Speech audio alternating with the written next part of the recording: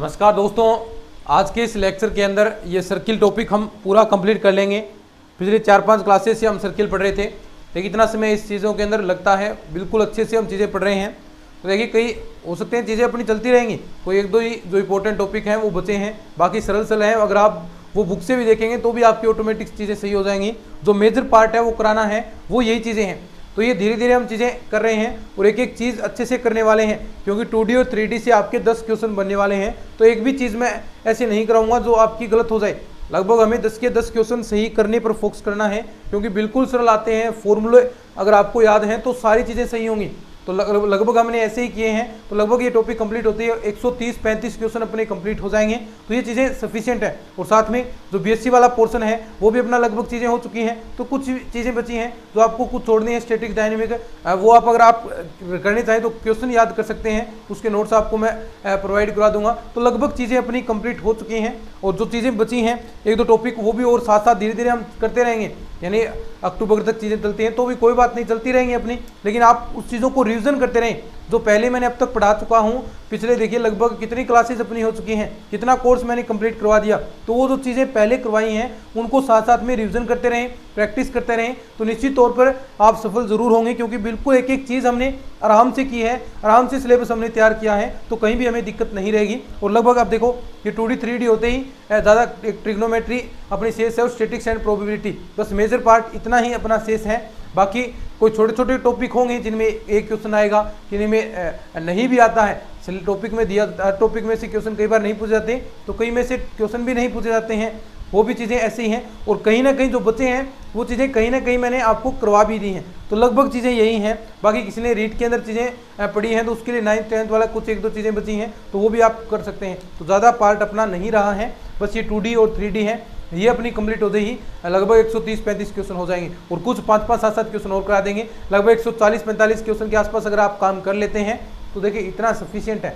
कुछ चीज़ें आपको छोड़नी भी चाहिए जो बड़ी चीज़ें हैं। देखो अब स्टैटिक्स डायनेमिक्स के जो क्वेश्चन हैं वास्तव में बहुत बड़े हैं वो, यानी कई चीज़ें उसमें जो छोटी हैं वो चीज़ें आपको याद करनी है। अगर क्वेश्चन आप पॉसिबल हो आप याद कर पाएँ तो कर लीजिए, बाकी एक दो क्वेश्चन उसमें से आएंगे।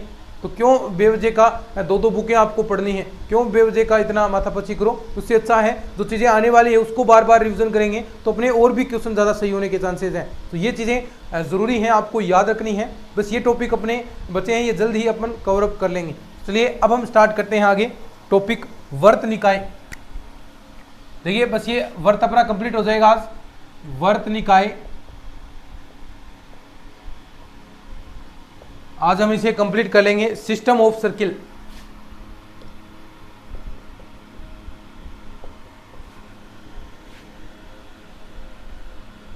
कुछ नहीं है, सीधी सी बात है कि दो वर्त अगर प्रतिच्छेद करते हैं एक दूसरे को, दो वर्त एक दूसरे को प्रतिच्छेद करते हैं तो जो वर्त गुजरेगा उसका क्या समीकरण होगा। यानी दो वर्तों के प्रतिच्छेद से अगर एक वर्त और एक रेखा प्रतिच्छेद करती है उससे गुजरने वाले सर्किल का इक्वेशन क्या होगा। बस ये चीज़ें हैं, सभी जानते हैं। दो वक्र प्रतिच्छेद करते हैं तो उसका समीकरण क्या होता है, हम लगातार पढ़ते आ रहे हैं ना, S1 + λ/S2 = 0। तो वही समीकरण सेम टू सेम है। ऐसा हमने दो रेखाओं के प्रतिच्छेदन के लिए भी हमने ये किया था, दो रेखाओं के प्रतिच्छेदन से गुजरने वाली रेखा का समीकरण भी हमने यही किया था। और ऐसे बाकी सारी चीज़ें देखो अब आगे आगे पढ़ेंगे तो सारी चीज़ें वही आएंगी। जो चीज़ें मैंने बता दी सेम टू सेम वही चीज़ें आएंगी। अब परवलय पढ़ेंगे तो उसके अंदर भी वही चीज़ें आएंगी, यूज़ करनी पड़ेगी। अति परवलय के अंदर वही आएंगी, दीर्घवृत्त के अंदर भी आएंगी। तो सारी चीज़ें सेम टू सेम एक दूसरे से रिलेटेड आएंगी, बस आपको रिलेट उनको करना है। देखिए सिस्टम ऑफ सर्किल, वर्त निकाय वेरी सिंपल है, कोई दिक्कत नहीं। दो वर्त आपने ले लिए। नंबर 1 सबसे पहले हम दो वर्त ले रहे हैं। दो वर्तों S1 = 0 तथा S2 = 0 के प्रतिच्छेदन से गुजरने वाला वर्त तथा S2 = 0 के प्रतिच्छेदन से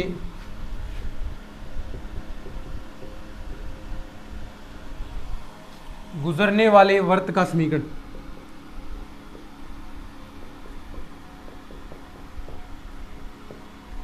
ठीक है, सीधा आपको याद रखना। देखो कैसे होंगे, ये दो आपके सर्किल हैं, समझे बात को।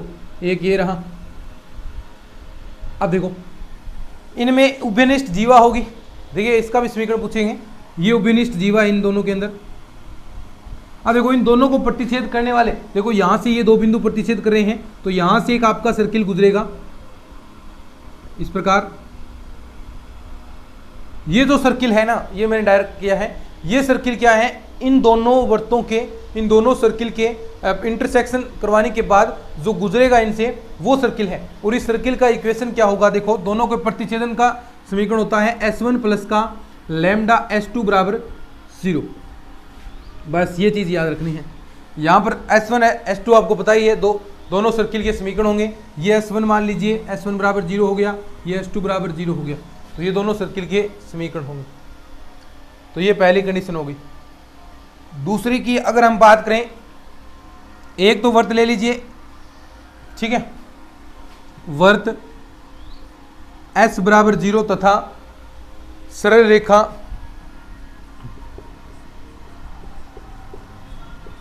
रेखा L बराबर 0 के प्रतिच्छेदन से गुजरने वाले,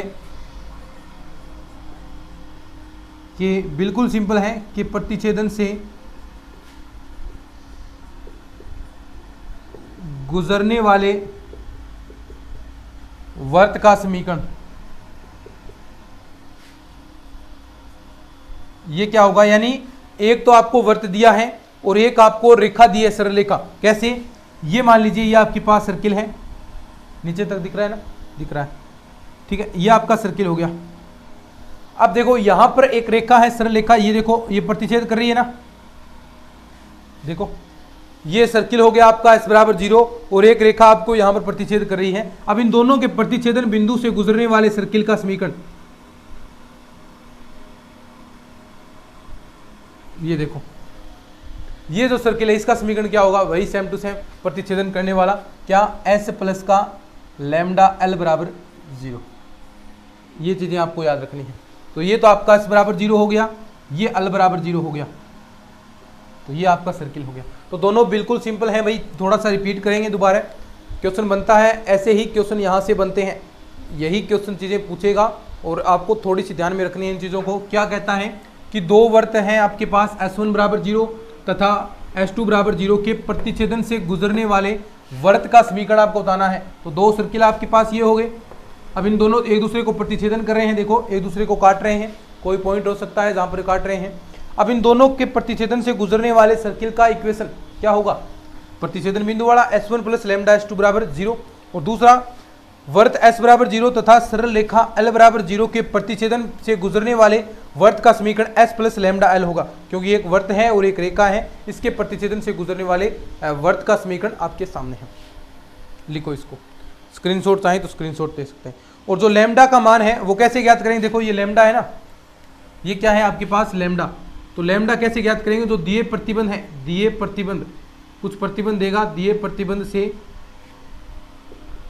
लैम्डा का मान ज्ञात करते हैं, लैम्डा का मान ज्ञात करते हैं। बस ये चीज़ आपको ध्यान रखनी है, जो प्रतिबंध देगा उससे हम इसका मान ज्ञात कर लेंगे। अब एक चीज़ और, यहाँ पर उभयनिष्ठ जीवा ऊपर लिख देता हूँ मैं,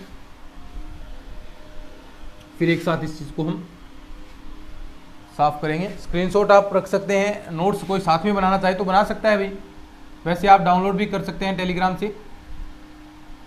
उभयनिष्ठ जीवा, उभयनिष्ठ जीवा, देखो सीधी सी बात है।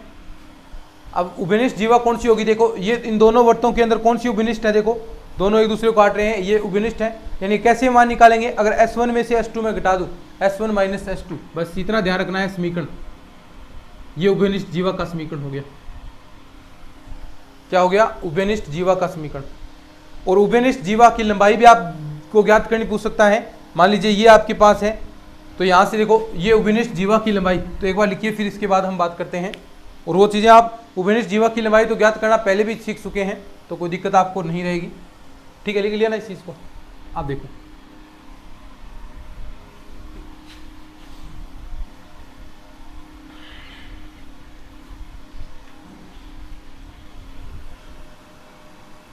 एक एक दो दो क्वेश्चन करना। नोट्सों के अंदर और भी क्वेश्चन दे रखे हैं मैंने प्रैक्टिस के लिए, तो ये आज सारे टॉपिक मैं करवा दूंगा। तो नोट्सों के अंदर क्वेश्चन और हैं, प्रैक्टिस जरूर कर लेना, पिछले सालों में आए हुए क्वेश्चन भी मैंने करा रखे हैं। और सबसे पहले जो दोनों वर्त हैं भाई उनमें एक्स स्क्वायर के गुणांक समान होने चाहिए। एक चीज नोट लगा कर लिख सकते हैं आप, नोट लगा लो। समीकरण क्वेश्चन सोल्व करेंगे तो उसमें ये चीज आपको ध्यान में रखनी है, क्या कि दोनों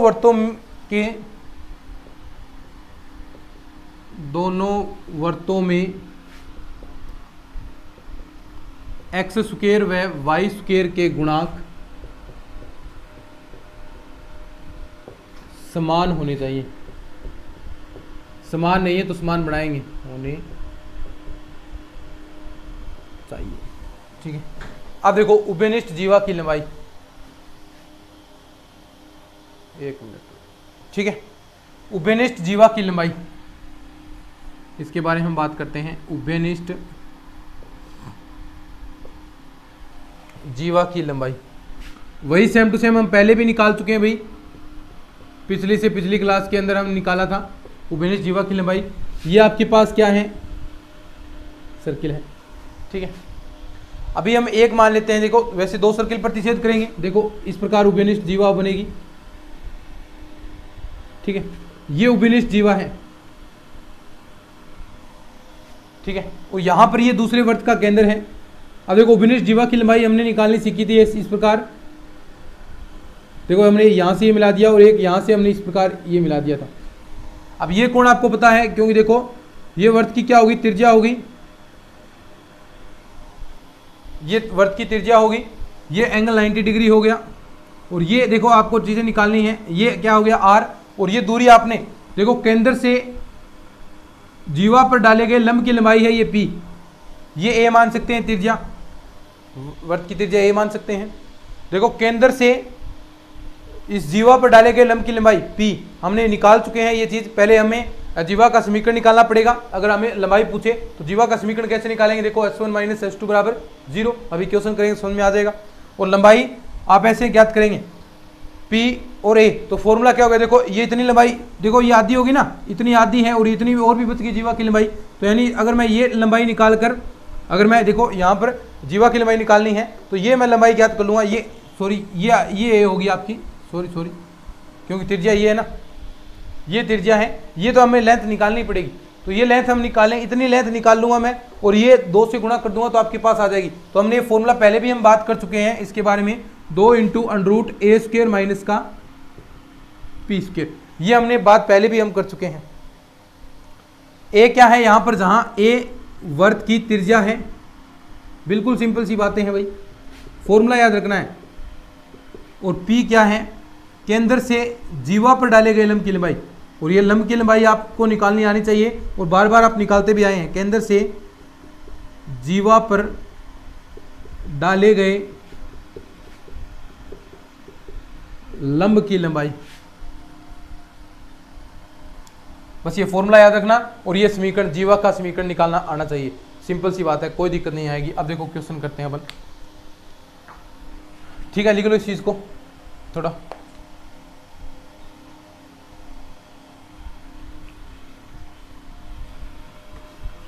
अब देखिएगा, आगे बढ़ते हैं। एक एक चीज थोड़ा ध्यान से पढ़ते जाइएगा, कहीं भी दिक्कत नहीं रहेगी आपको भी। क्वेश्चन देखिए, वर्त दिया है आपको x square plus y square minus का 8x बराबर 0 तथा x square plus y square तथा माइनस 5 बराबर 0 कि उभयनिष्ठ जीवा का समीकरण व लंबाई ज्ञात करो। कि उभयनिष्ठ जीवा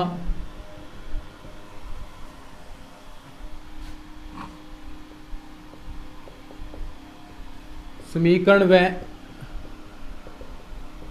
लंबाई ज्ञात करो। ठीक है, सिंपल सी बात है, अभी हम ज्ञात कर देंगे। देखो 2 वर्त दे दिए, ये S1 हो गया, ये S2 हो गया।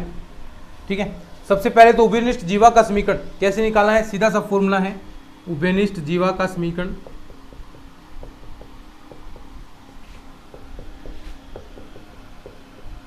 क्या होता है, S1 माइनस का S2 बराबर 0, बस सिंपल सी बात है, समीकरण आ जाएगा।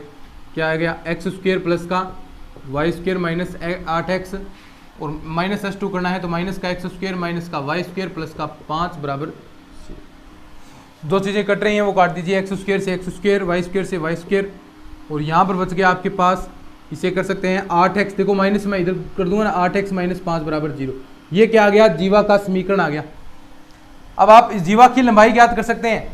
जो जीवा थी आपके पास इस प्रकार, ये जो आपने जीवा खींची थी, ये जीवा का समीकरण तो आपके पास आ गया। लंबाई भी ज्ञात कर सकते हैं। लंबाई के लिए सीधा फॉर्मूला मैंने बताया है, क्या बताया है अभी देखो, 2 इंटू अंडरूट ए स्क्वेयर माइनस पी स्क्वेयर, ए स्क्वेयर माइनस का पी स्क्वेयर। ए स्क्वेयर क्या है, दूसरे वर्त की त्रिज्या होगी।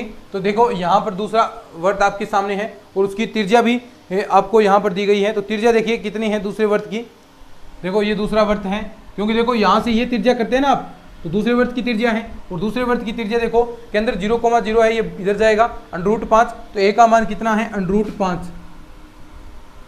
पी का मान निकालना है, इसके अंदर से इस पर डाले गए लंब की लंबाई, जीवा पर डाले गए लंब की लंबाई, केंद्र क्या है इस वर्त का केंद्र क्या है 0,0, तो 0,0 केंद्र है, इससे इस पर डाले गए लंब की लंबाई आप ज्ञात करेंगे। तो 0,0 से इस रेखा पर डाले गए लंब की लंबाई, सीधी सी बात है क्या होगा, P बराबर, देखो यहाँ 0 रखेंगे, 0 हो गया, ये कांस्टेंट है तो ऐसा कैसा रहेगा -5, नीचे ए स्क्वेयर प्लस का ए स्क्वेयर और बी स्क्वेयर, इस प्रकार आएगा ना √a स्क्वेयर बी स्क्वेयर। तो यहाँ पर देखिए टोटल रिजल्ट आप बता सकते हैं कितना आएगा, देखो ये रहा, 8 का स्क्वेयर करेंगे तो 8 ही बार आएगा, तो ये 8 नीचे बार आएगा, √ करते हैं ना, √8 स्क्वेयर, वाई का पद है ही नहीं, तो ये सीधा यहाँ पर आपके पास बार आएगा। तो पी का मान कितना आ जाएगा, देखिए 5/8, ये पी का मान आ गया। सारी चीज़ें तो आपके पास आ गई, तो देखो लंबाई निकाल सकते हैं, जीवा की लंबाई कर लेना आगे सोल्व, क्या होगा 2 √a स्क्वेयर का मतलब 5, पी स्क्वेयर का मतलब 25/64,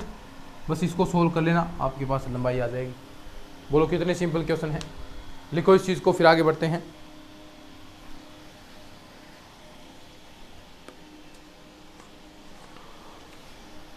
सारी चीज़ें सिंपल है भाई, वर्तों के सापेक्ष स्थितियां हम करने वाले हैं बिंदुओं की।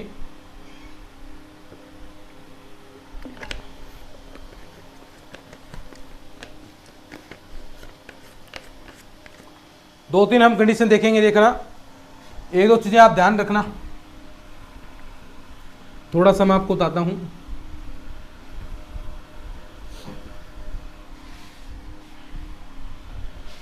थोड़ा ध्यान रखना इन चीज़ों के बारे में। देखो ये दो आपके पास सर्किल हैं,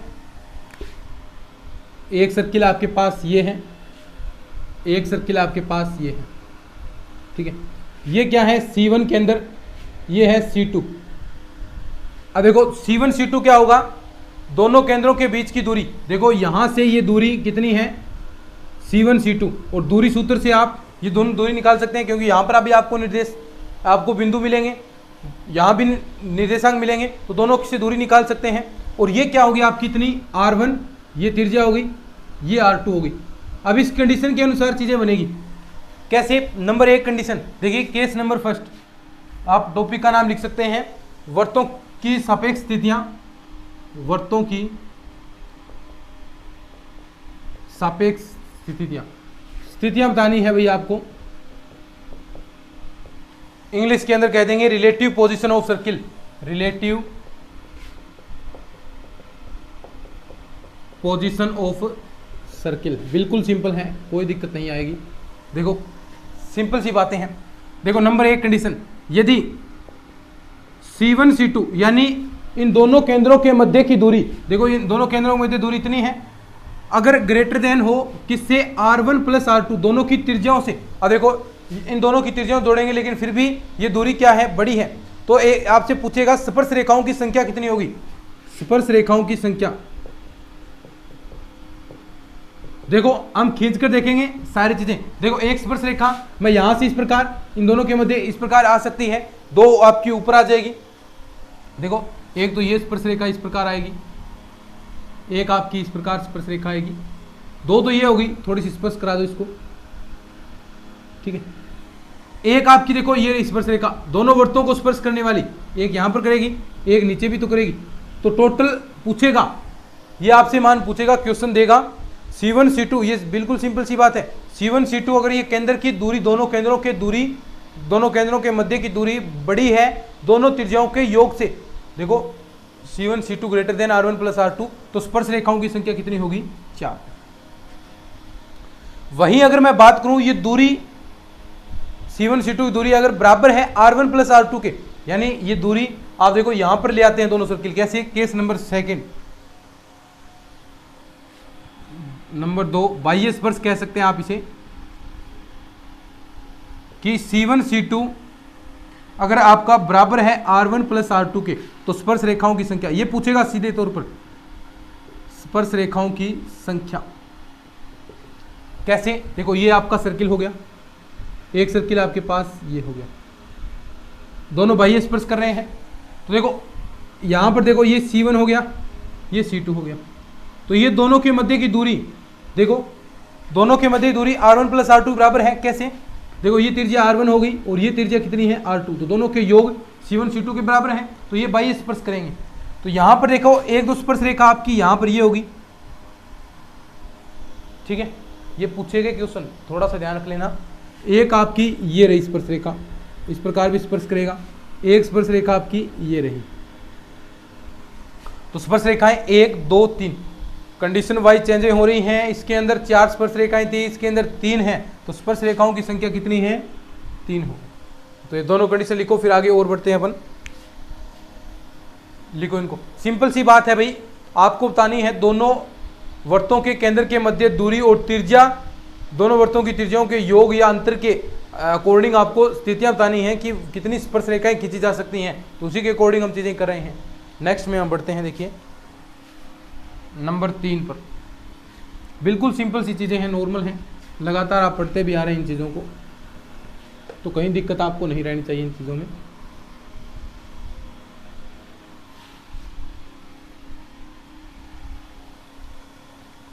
नंबर 3 पर हम बात करेंगे, दो वास्तविक बिंदुओं पर प्रतिच्छेद करें। दो वास्तविक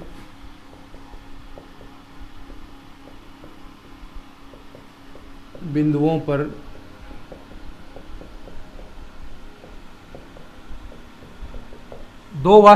प्रतिच्छेद करें। कैसे दो वास्तविक बिंदुओं पर प्रतिच्छेद करना है? तो एक तो सर्किल आपके पास ये रहा, अब देखो अंदर की तरफ जा रही है चीजें, ये दोनों चीजें अंदर की तरफ जा रही हैं, तो ये तो C1 हो गया, ये आपका C2 हो गया, तो ये दूरी देखिएगा C1 C2। अब ये दूरी देखो अंदर प्रतिच्छेद अंदर चला गया, तो सीधी सी बात है ये C1 C2 R1 plus R2 से छोटी होगी, क्योंकि बराबर कब थी? जब दोनों बाह्य स्पर्श कर रहे थे, लेकिन अंदर दो वास्तविक बिंदुओं पर, यहां पर देखो दो वास्तविक बिंदु है, ये यहां पर स्पर्श कर रहा है, तो दूरी क्या होगी आपकी? R1 प्लस R2 से एक तो अंतर होगा, यानी एक तो ये आपके पास R1 है और ये R2 है, ठीक है, दोनों का योग करेंगे तो देखो आपके पास दूरी तो ज़्यादा होगी, स्वाभाविक सी बात है, लेकिन C1 C2 की दूरी है वो R1 R2 से कम होगी, और लेकिन R1 माइनस R2 से तो ये बड़ी होगी। देखो R1 माइनस R2, ये R1 है और ये R2 है, इनका अंतर करेंगे दोनों का, कितनी बचेगी दूरी? ये बचेगी, लेकिन इससे तो ये ज़्यादा है ना। समझ रहे हो बात को? थोड़ा सा समझने का प्रयास करो भी। देखो दो वास्तविक बिंदुओं पर ये स्पर्श करती है, तो स्पर्श रेखाओं की संख्या कौन सी हो जाएगी? देखो यहाँ तो कोई स्पर्श रेखा आप नहीं खींच सकते, क्योंकि एक दूसरे को प्रतिच्छेद इस प्रकार कर रहे हैं, तो स्पर्श रेखा ये होगी आपकी, देखो एक स्पर्श रेखा इस प्रकार आपकी ये हो रही, ठीक है, ये रही। तो स्पर्श रेखाओं की संख्या, ऐसे क्वेश्चन पूछेगा, स्पर्श रेखाओं की संख्या, बिल्कुल सिंपल सी बात है, कोई मेरे ख्याल से कहीं दिक्कत है क्या इसमें? कोई दिक्कत नहीं। देखो C1 C2 का मान है वो R1 प्लस R2 से कम है, क्यों? क्योंकि देखिए R1 प्लस R2 तो मान देखो यहाँ पर इतना अंतर कम हो गया ना, ये कम ही तो हो गया C1 C2। नंबर 4 पर हम बात करते हैं। अब उसके बाद अगर ये R1 माइनस R2 के बराबर हो, अब देखो अब चीज आएगी अंतःस्पर्श, वर्त हैं वो अंतःस्पर्श करें। कैसे? ये आपके पास सर्किल है, एक सर्किल आपका इस प्रकार,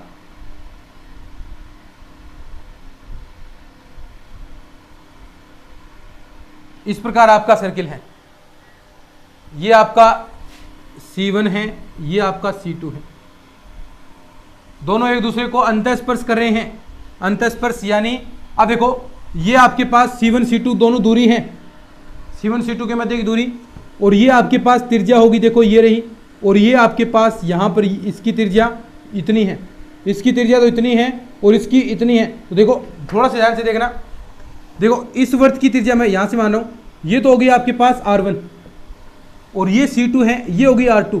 अब देखो अगर मैं घटाता हूँ R1 माइनस R2 करूँगा, इसमें से अगर ये घटाऊंगा तो दूरी इतनी तो बचेगी आपके पास, देखो इस पूरी में से इतनी घटाऊंगा तो इतनी बचेगी, और ये दूरी क्या है C1 C2, यानी C1 C2 बराबर है R1 माइनस R2 के, C1 C2 बराबर है R1 माइनस R2 के। तो क्या करेंगे, अंतस्पर्श ऐसी कंडीशन पूछेगा कि अगर इस प्रकार कंडीशन है तो कितनी स्पर्श रेखाएं खींची जा सकती हैं, तो स्पर्श रेखा देखो केवल मात्र एक स्पर्श रेखा खींची जा सकती है, और कोई स्पर्श रेखा के अंदर थोड़ी ना जाके खींचोगे आप दोनों को, इस प्रकार आपको स्पर्श रेखा खींचनी है। तो स्पर्श रेखाओं की संख्या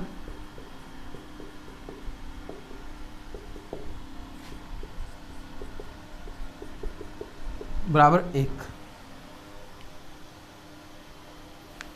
अब इससे भी अगर हम कम करें, ये तो था ये, अब इससे भी और मैं कम कर दूं, देखो कैसे, आगे कंडीशन लिखते हैं अपन, लिख लो साथ में, थोड़ी थोड़ी चीजें इंपॉर्टेंट है भाई, काम की चीजें हैं सब।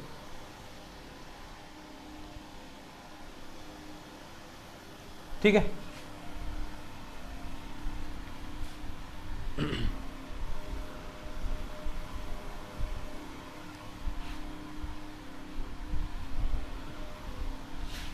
अब देखो बिल्कुल सिंपल सी है, नंबर 5 पर कंडीशन। अब देखो कंडीशन आती है कि C1 C2 less than R1 minus R2, यानी उससे छोटा हो, सारी कंडीशन हमने देख ली ऐसे, यानी इस प्रकार।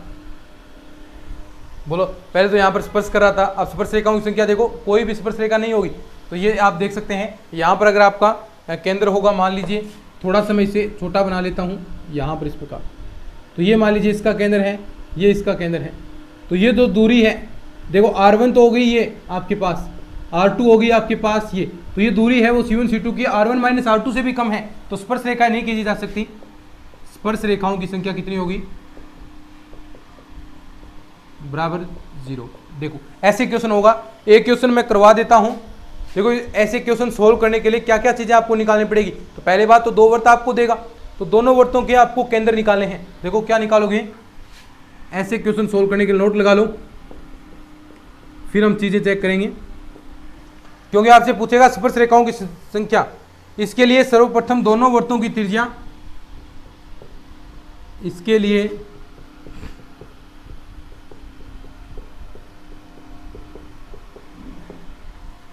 सर्वप्रथम दोनों वर्तों की त्रिज्या निकालनी है,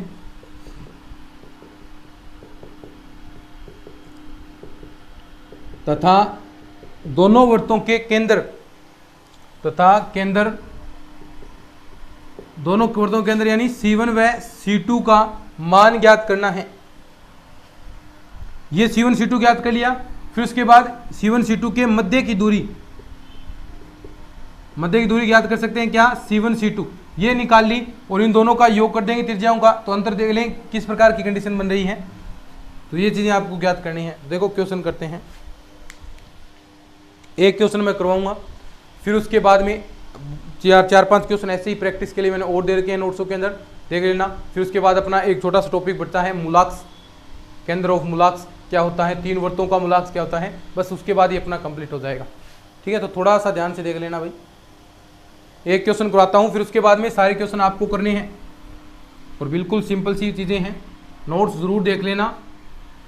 प्रैक्टिस के लिए बहुत सारी चीज़ें मैं ऐड करता हूँ नोट्सों के अंदर, टेलीग्राम पर आपको मिल जाएंगे। क्वेश्चन है देखो, वर्तों x² प्लस y² माइनस का 6x माइनस का 6x माइनस का 14y प्लस का 48 बराबर 0। एक तो वर्त आपके पास ये हो गया, और x² प्लस का y² माइनस का 6x बराबर 0 के उभयनिष्ठ स्पर्शियों की संख्या होगी, कि उभयनिष्ठ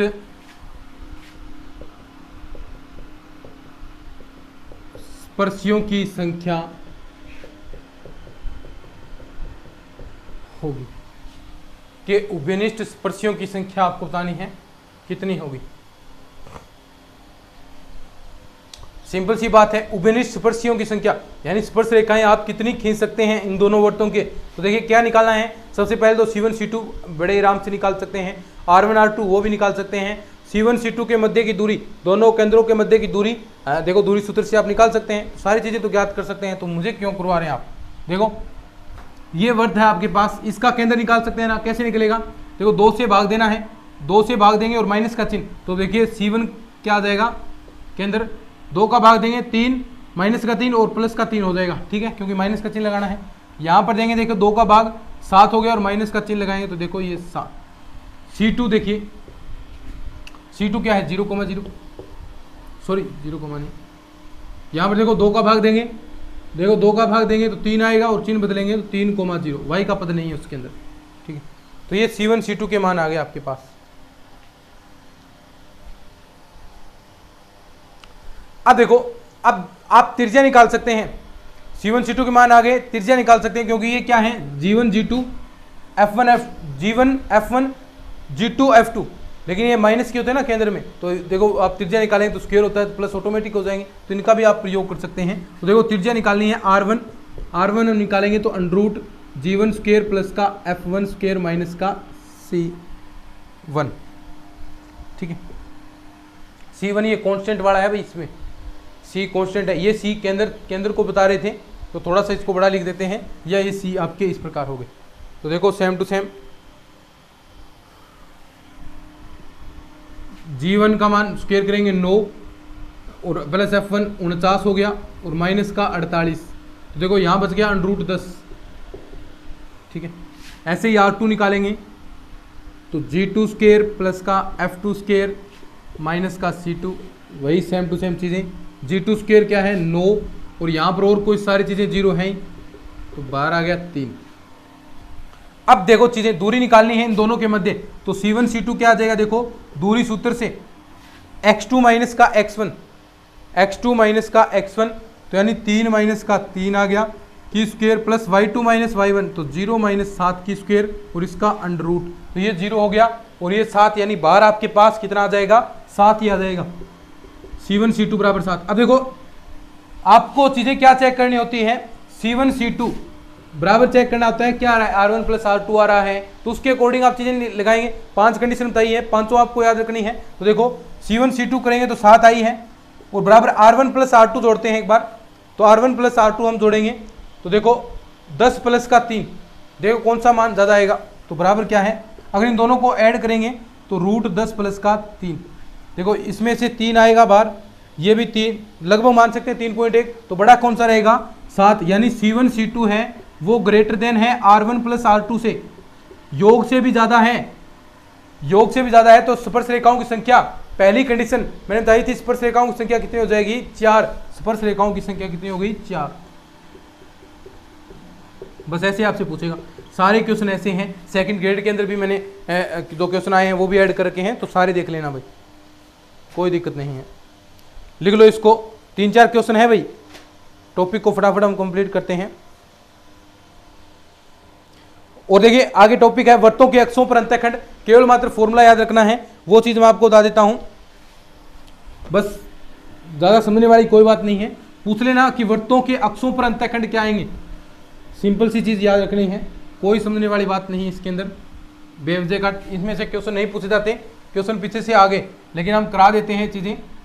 वृत्तों के थोड़े फॉर्मूले याद रख लेना, अक्षों पर अंतःखंड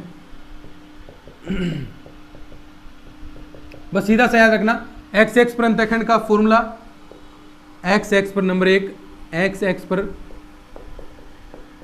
अंतःखंड, थोड़ा तरीका देख लो, एक्स एक्स पर क्या होता है, जी का मान होता है, तो ये अंतःखंड हो जाएगा 2 √ G स्क्वायर माइनस का C स्क्वायर, लगाया नहीं क्या, बोल दिया था।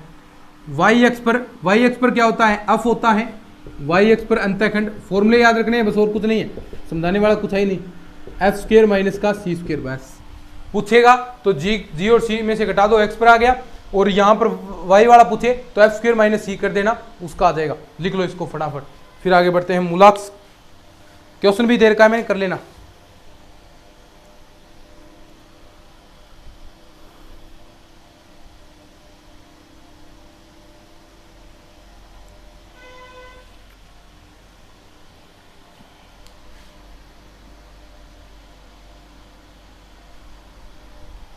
देखिए वर्तों का मूलाक्स चीज आती है, वर्तों का मूलाक्स। देखो मूलाक्स क्या होता है? मूलाक्स ऐसे बिंदु का बिंदुपथ होता है जिनमें दोनों वर्तों की स्पर्श रेखाओं की लंबाई समान रहती है, वो जो बिंदु होगा वो मूलाक्स कहलाएगा। सीधी सी बात है, वर्तों का मूलाक्स।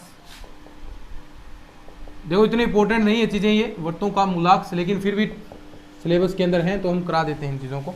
क्वेश्चन बनने हैं, वो पीछे बन गए हैं, आपके जो पीछे चीजें कराई हैं वो बन गई है, इतनी इंपॉर्टेंट नहीं है इसलिए मैं फटाफट करवा रहा हूँ। एक दो क्वेश्चन आप कर लेना आराम से, कोई दिक्कत नहीं आएगी। देखो वर्तों का मूलाक्स, सबसे पहले डेफिनेशन लिख सकते हैं। मूलाक्स ऐसे बिंदु का बिंदुपथ है, मूलाक्स ऐसे बिंदु का बिंदुपथ है जिसमें दोनों वर्तों पर स्पर्श रेखा की लंबाई समान रहती है, जिससे दोनों वर्तों की स्पर्श रेखाओं की लंबाई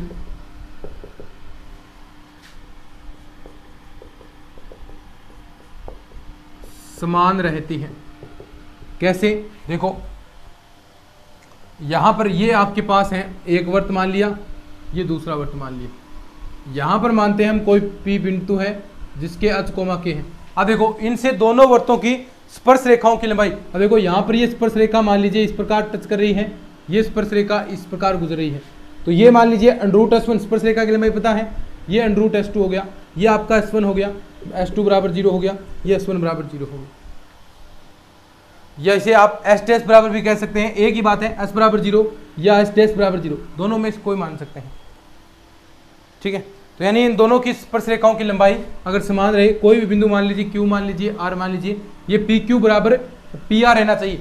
अब PQ बराबर PR रहेगा मतलब S बराबर S डैश, समीकरण देखिए इसका क्या होगा, समीकरण क्या हो जाएगा, S बराबर S डैश होगा, तो यानी समीकरण हो गया S माइनस S डैश बराबर 0। मूलाक्स का ये समीकरण हो गया, कोई दिक्कत नहीं भाई, बिल्कुल सिंपल है चीजें। डेफिनेशन याद रखना, मूलाक्स डेफिनेशन पूछ सकता है, मूलाक्स क्या होता है, क्वेश्चन वगैरह नहीं आएगा यहाँ से। मूलाक्स के अंदर 3 वर्तों का, ये तो था 2 वर्तों का, अब 3 वर्तों के बारे में हम बात करते हैं और इसी के साथ अपना ये कंप्लीट हो जाएगा। 3 वर्तों का होगा तो 2-2 वर्तों किसे मान सकते हैं। देखो यहाँ पर निकाला S माइनस S डैश बराबर 0, 2-2 वर्त लेकर समीकरण सोल्व करेंगे तो आपके पास सारी चीजें आ जाएंगी। मूलाक्स 3 वर्तों का, देखिए मूलाक्स के अंदर 3 वर्तों का, मूलाक्स के अंदर 3 वर्तों का, सिंपल सी बात है। देखो ये आपने मान लिया, एक आप थोड़ा नीचे मान सकते हैं, एक यहाँ पर मान लिया हमने इस प्रकार, एक हमने यहाँ पर मान लिया। ठीक है, ये S बराबर 0, ये S डैश बराबर 0, ये S डबल डैश बराबर 0। ठीक है, मूलाक्स वही बात, 3 बिंदु होंगे यहाँ पर इस प्रकार, तीनों जहाँ पर तीनों की स्पर्श रेखाएं जहाँ पर बनाएगी, तो ये क्या हो गया मूलाक्स के अंदर 3 वर्तों का। और बिल्कुल सिंपल सी बातें हैं भाई, यानी अब मूलाक्स के अंदर ये क्या है, मूलाक्स के अंदर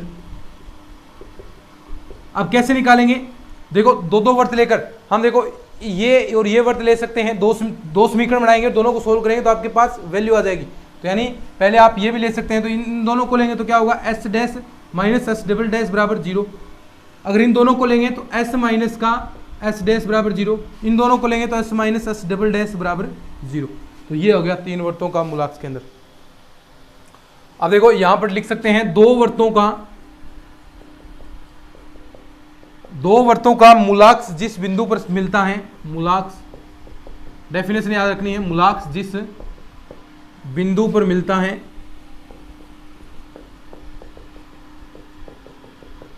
दो वर्तों का मूलाक्स जिस बिंदु पर मिलता है उसे मूलाक्स केंद्र कहते हैं, उसे मूलाक्स यानी 3 वर्तों का मूलाक्स हो गया ना, मूलाक्स केंद्र कहते हैं।